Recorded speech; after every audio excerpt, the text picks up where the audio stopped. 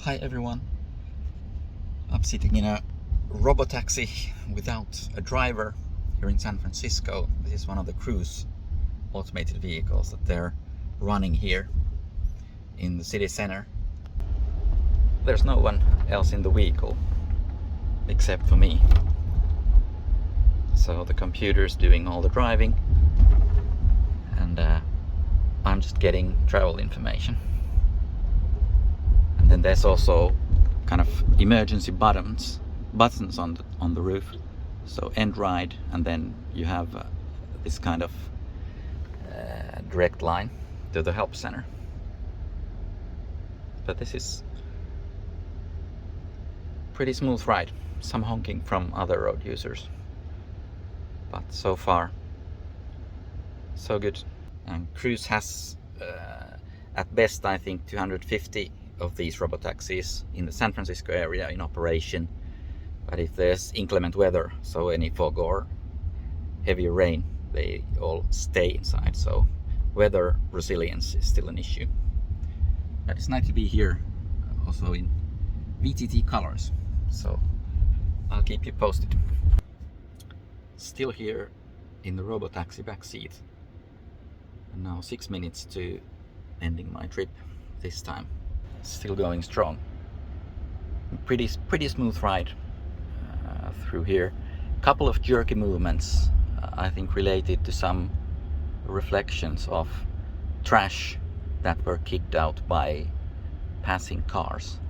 So that was kind of an observation on posing some challenges here, but still kind of very safe overall feeling in all situations.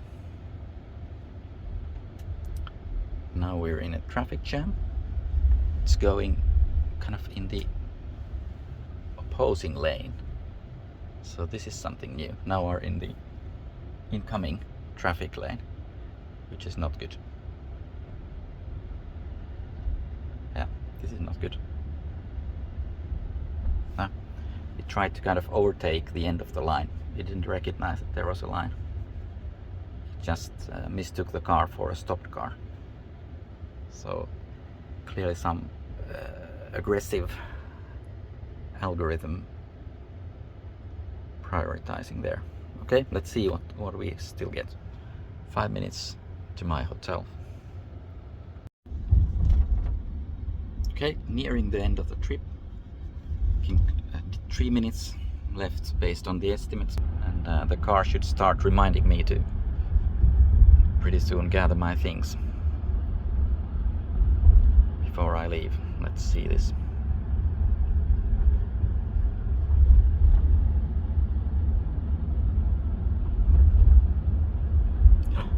Okay, so this is a slightly abrupt braking. There's a stopped car over there. Now it just overtakes it. Okay. The next stop, my hotel. We're arriving soon. Please stay buckled up until we stop and grab all your things. Yeah, so we need to stay buckled up until we stop.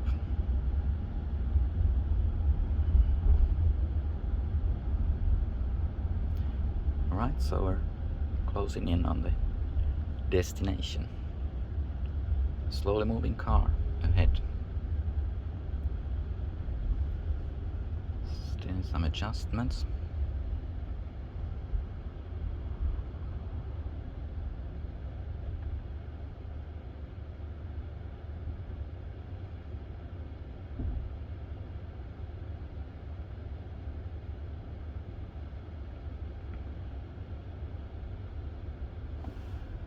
Okay, so there's a stopped car with emergency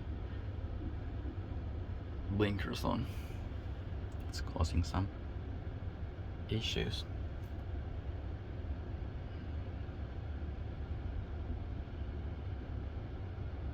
My stop is after this intersection. I think we'll wait here for so the light turns red and stays here.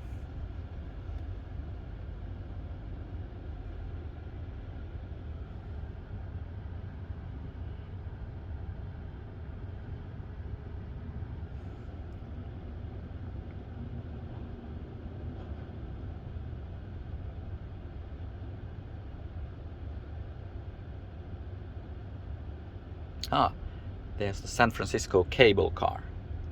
That's nice.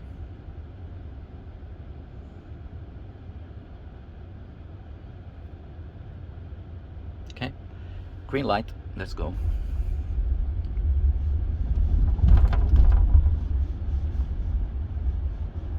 So this is my stop.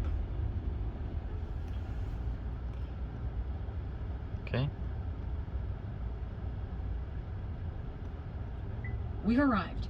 Check for bikes and cars as you exit on the sidewalk side. Thanks for riding with Cruise. Thanks. So that's it. So now it's heading off for the next trip. Bye bye. Alright, let's go. So we can hear the blinkers at least. Starting. Heading to walk this way SF. Please make sure your seatbelt is fastened. For any questions, press the call support button to speak with a rider support agent. Is there a call support button out front as well, or is it just? Yeah, so you see the call support button on the touch screen. Over there. Bottom right. Yeah, yeah. That would connect you with our rider support team. They would come in over the vehicle speakers and speak Alright. with you directly if you have an issue. Yeah. They're also prepared to call in if, let's say, the vehicle's involved in a collision to let the Yeah. passenger know that help is on the way. We're going to be sending a response team. We're going to help them get to their destination. Yeah. You see the windshield wipers that just Yeah, went was up? that a wave to the one in It's the front of Waymo us? wave to the Waymo in front Yeah. of us. Ah, okay. That's nice. Yeah.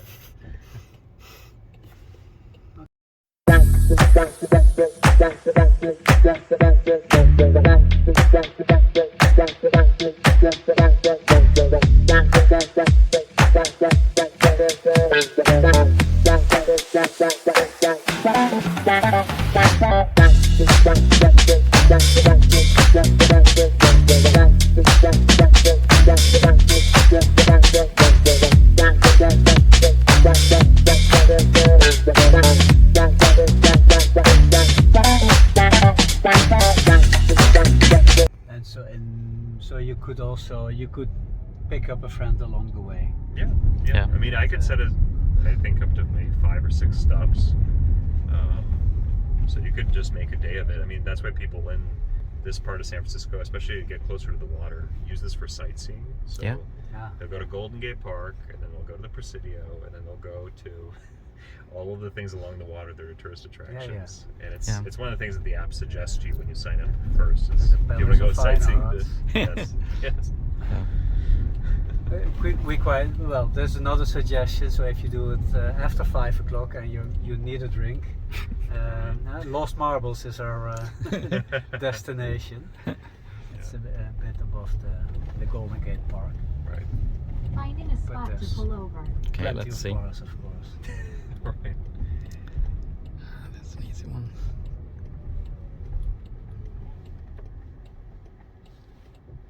All right. So this is our You're first here. stop. Yeah. Please make sure And in it's a clear couple before seconds, it's going to give us an Vehicle opportunity. approaching. Actually, we're waiting for a crowd. So Yeah. There we go. Yeah. And now it can resume the ride. You're here. Please make sure it's clear before exiting. To begin your ride, press the start ride button in your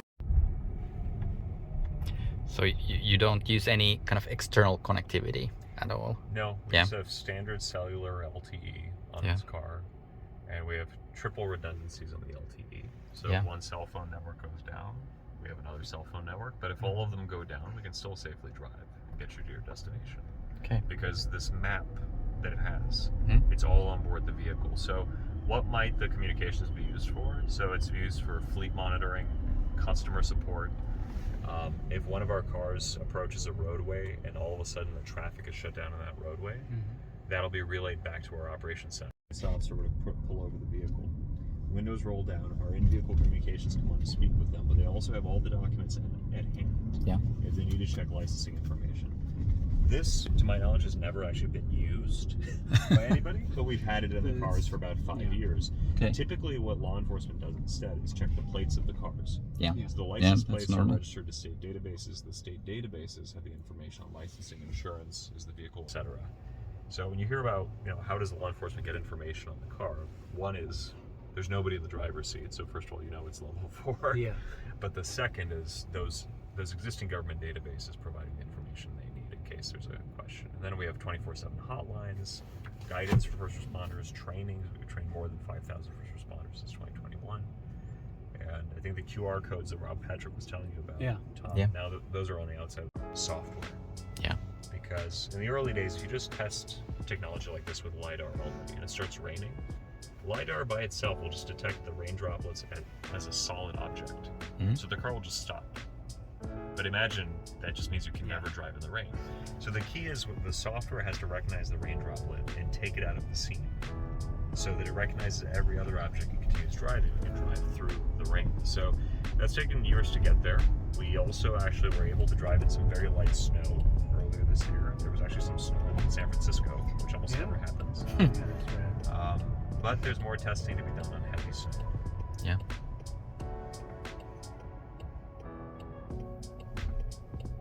Well, Ben, do you mind taking a historic selfie? Let's do it. Alright. Okay. We have bikes coming.